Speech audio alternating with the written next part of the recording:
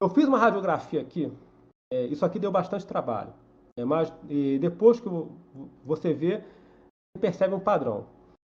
Eu fiz uma radiografia, Luiz, dos deputados católicos eleitos à Assembleia Constituinte em 1933, ou seja, já com Getúlio Vargas no poder. Em 1933, já com Getúlio Vargas no poder, foi convocada uma Assembleia Constituinte, foram feitas eleições e se elegeu ali uma Constituinte de 200 e tantos deputados.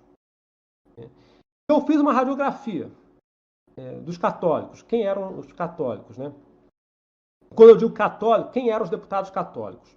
Quando eu digo católicos, eu me refiro àquelas pessoas que não só se declaravam como tais, mas que tinham um histórico de militância.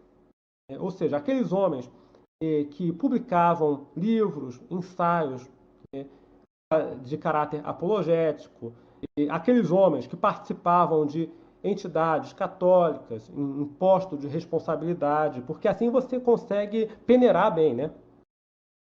Uma coisa é o católico de IBGE, esse não conta, quase não conta.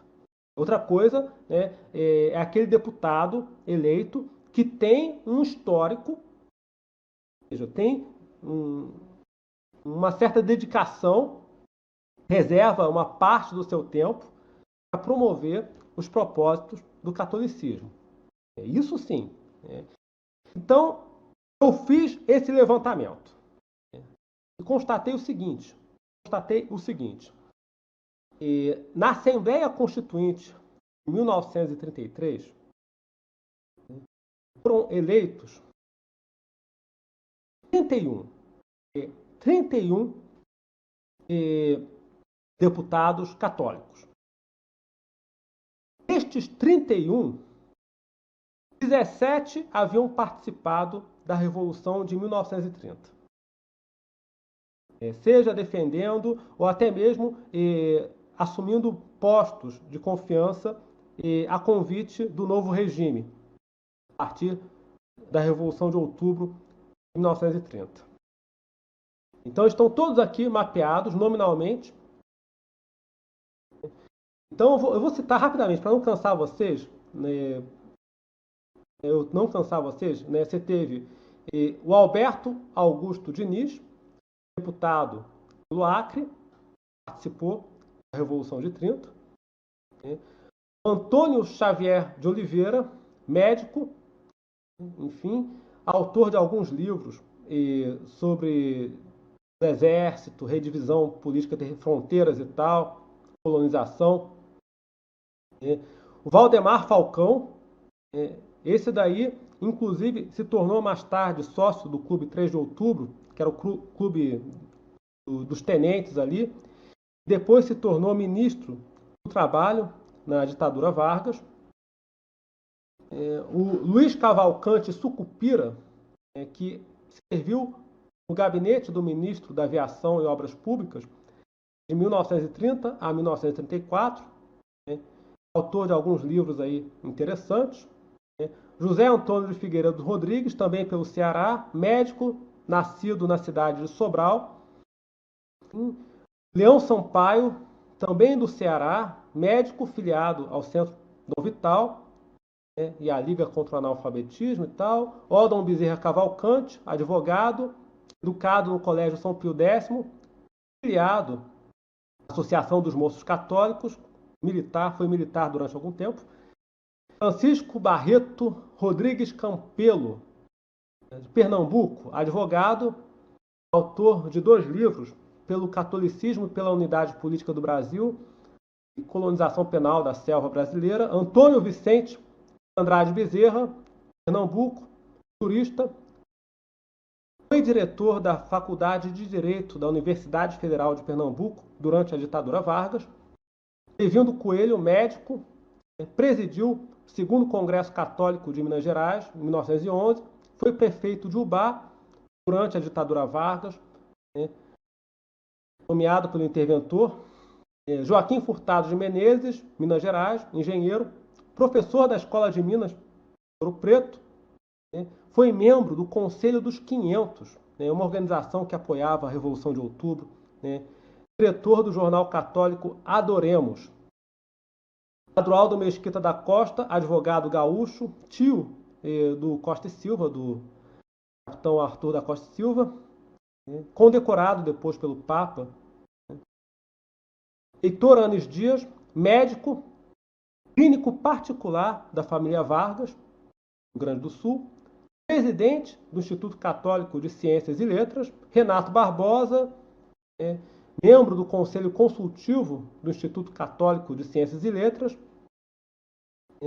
provedor do Asilo de Mendicidade Padre Cacique e tal, Manuel Lacerda Pinto, nomeado Procurador-Geral do Estado do Paraná durante a ditadura Vargas, depois secretário estadual de Justiça também durante o Estado Novo, o general Raul Munhoz, enfim, o Domingo Netos Velasco, enfim, uma série, eu não vou citar, mas olhando aqui, né, você percebe um padrão, um certo padrão.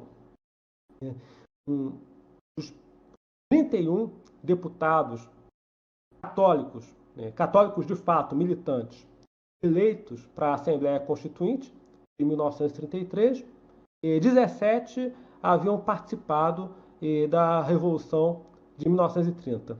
Teve também o Virgílio Correia Filho, que foi candidato, mas não foi eleito, mas assumiu um cargo ali na Interventoria Federal, depois no estado dele, no Mato Grosso, a convite do coronel Antônio Gonçalves. Então, esses dados aí nos ajudam a jogar um pouco de luz sobre o envolvimento de lideranças católicas na Revolução de 1930. Tem até uma frase um pouco exagerada aqui. O Nilo Pereira, enfim, que foi fundador da Universidade Católica de Pernambuco, o Nilo Pereira escreveu no livro dele o seguinte: o católico que não houvesse participado da Revolução de 1930 não merecia grande confiança. É claro que isso aqui é uma hipérbole, né, minha gente? É claro que o fato de alguém não ter participado. Esse grupo, como vocês podem notar, meus amigos, como vocês podem notar, esse grupo aqui, dos católicos, ele era formado predominantemente por civis. Mas havia também alguns militares, que eu vou citar. Um deles era o general Francisco José Pinto, que depois se tornou presidente da União Católica dos Militares, a UCM, fundada em 1933. Já na ditadura Vargas, já no Estado Novo, ele assumiu o cargo de secretário-geral do Conselho de Segurança Nacional. Ficou nessa função praticamente até morrer, de 1938 até 1943, 42, 43. E por fim, outro que fazia parte desse grupo era o coronel Gregório Porto da Fonseca. Esse aí foi um elemento bem importante, porque logo após a Revolução de 1930, ele assumiu a função de diretor da Secretaria da Presidência da República. Era basicamente ele que preparava o despacho do presidente, né? A agenda do presidente, os encontros, fazia esse serviço aí. E ele teve um papel importante no sentido de viabilizar o acesso das lideranças católicas à presidência da República. Marcar reuniões, facilitar o acesso com informação e tal. Fazia lobby no bom sentido da palavra, em proveito do catolicismo. Dá até um pouco de dó, né? Bem, essa notícia é boa. A notícia é ruim. O Gregório Porto da Fonseca, logo após deixar essa função, em 1934, ele fez um pedido para o Getúlio Vargas. E disse: senhor presidente, eu estou ficando velho, meu último pedido, então, é ser embaixador do Brasil junto à Santa Sé. Eu gostaria muito de exercer essa função. Ele não era diplomata de carreira, como eu falei, era militar da reserva. O Getúlio cedeu, assinou lá o decreto nomeando o Gregório Porto da Fonseca para essa função, secretário, né, embaixador do Brasil junto à Santa Sé. O decreto saiu, foi nomeado e dias antes de embarcar para Roma, ele morreu. Ele estava já com a saúde debilitada e acabou morrendo, então teve que escolher outro. Ele não chegou a apresentar as suas credenciais lá em Roma. Coitado. É igual o caso daquele padre que veio celebrar a primeira missa no Brasil, e quando ele recebe a encardinação para ser o bispo de Lisboa, ele morre a caminho. Exatamente. Às vezes acontece, né, um negócio desse, infelizmente, triste. Foi o caso do Gregório Porto da Fonseca. Mas ele fez um bom trabalho. Ele usou a posição dele para facilitar o acesso das lideranças católicas, né, aos ministros, ao presidente da República, por exemplo.